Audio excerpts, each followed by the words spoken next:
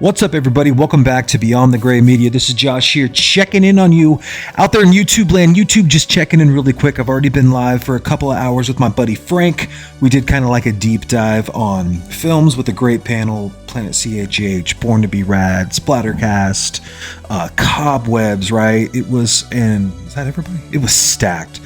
Anyway, so I wanted to come out here and just talk about a film that I watched over the weekend again, an Arrow 4K that I had not screened, and that is 2011's Lucky Mckee's.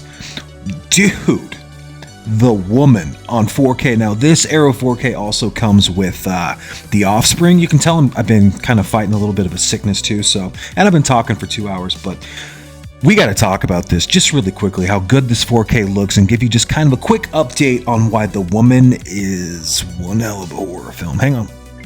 Primitive, strange, awful, feral, and just painful to get through. These are all terms used to describe 2011's The Woman from Lucky Mckee. I think fans of Lucky would probably consider May to be the best film in his filmography. But if you're in the mood for kind of a grueling, backwoods, cannibalistic, kind of like How Not to Be an Asshole lifetime drama, a real endurance test, this might just be your speed. The Woman opens with some gorgeous scenery and follows the title character, who was born and bred, raised in nature, and forced to survive in the elements: wolves, caves, streams, right? She's one of the last remaining members of a native cannibalistic tribe, and I should mention she was just minding her own damn business, right?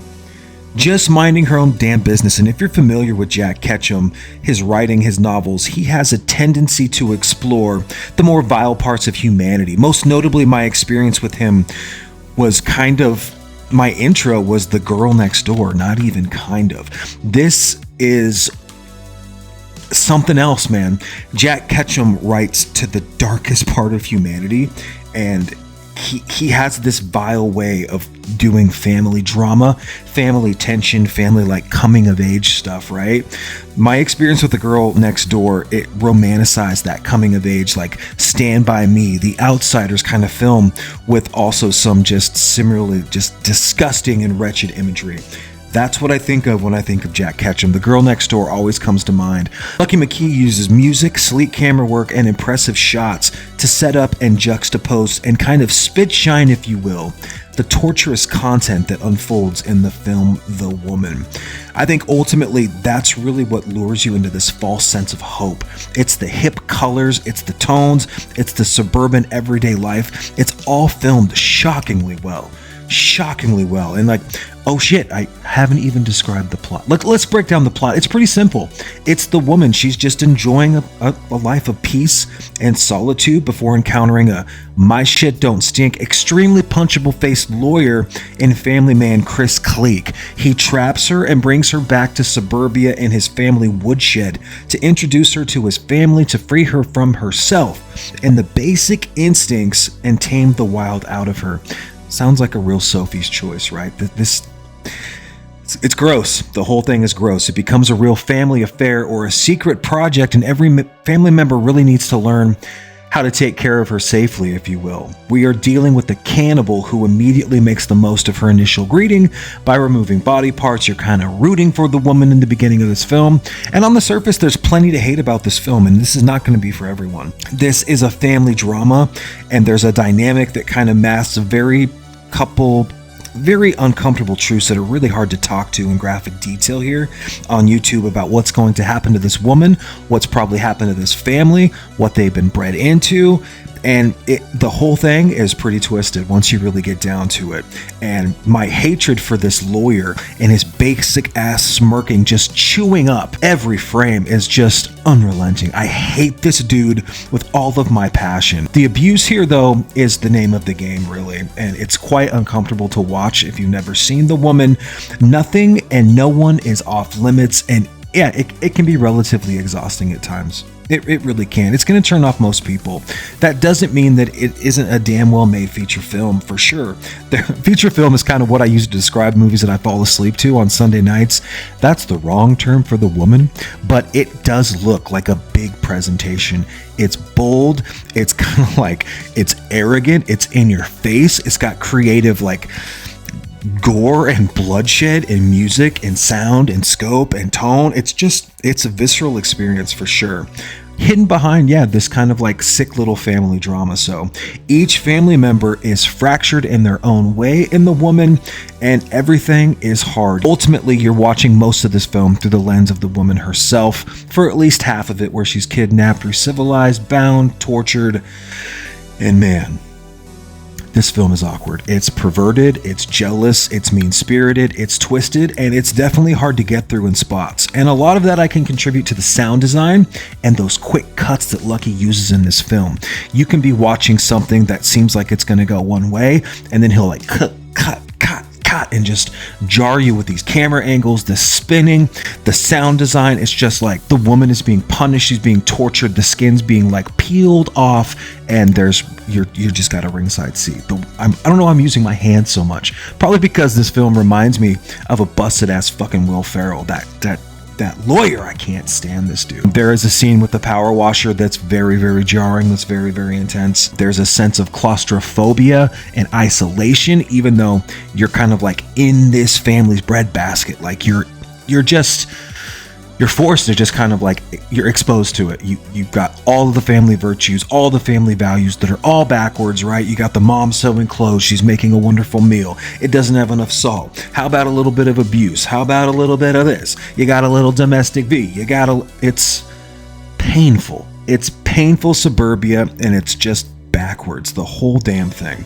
Every passing day gets more intense and more awkward, and busted ass Will Ferrell in his Steve Irwin suit, his toughness through a 45 ACP, right, and his superpower wielding domestic violence and perversion. It can be a lot.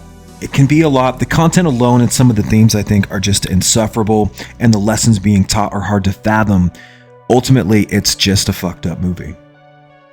This film is unlike many I've seen when it comes to tone. It's filmed pretty masterfully, pretty damn well, actually. There's a sense of dread, and there's this weird sense, of familiarity, that it feels like it's something that you're not supposed to be seeing, like whatsoever at all, because there's this slice of Americana that's happening, and it just doesn't really make sense. Like, it feels so familiar while also being something so disturbing. If it didn't have the ending that it had, if it didn't have one of the best come-uppances, if that's a term, of all time, I think it would be a throwaway feature. And I love me some Lucky Mckee, but there wouldn't necessarily be enough meat on the bone if this didn't have the ending that it had. And most people aren't going to sit around and suffer through the rest of this drama to get to that ending. But if you do, it's pretty decent. It's pretty good. I'm going to go ahead and say that I like this film a lot. I don't love it, but if you're going to watch this film, this Arrow 4K is something special, man. The color looks so good. The audio is bumping. It's not Dolby Atmos, but it's sharp, it's punchy, it's crisp, and it brings a punch, man. It fucking rips. And I mean, this film, it's damn good. It's damn good. It's an easy 7 out of 10. A lot of people like the offspring that's included on this film, maybe a little bit more because it's a little bit gorier. It's a little more like straight to the point, where the woman, they're trying to like tame this wild person, and it just doesn't feel right. It takes a long time getting there, if you will. And it might be one of the worst Lifetime dramas you're ever going to see, with a great revenge character arc. The ending, without that fierceness, that bite, it would just really be kind of a lackluster film. It would remind you probably of The Girl Next Door, even a little bit of Dead Girl in there, the way that things happen. Not as extreme for sure, but if you want to see more from me, like, comment, subscribe. You know what to do out there. Those likes mean a lot. Talk to me. I'll talk back to you.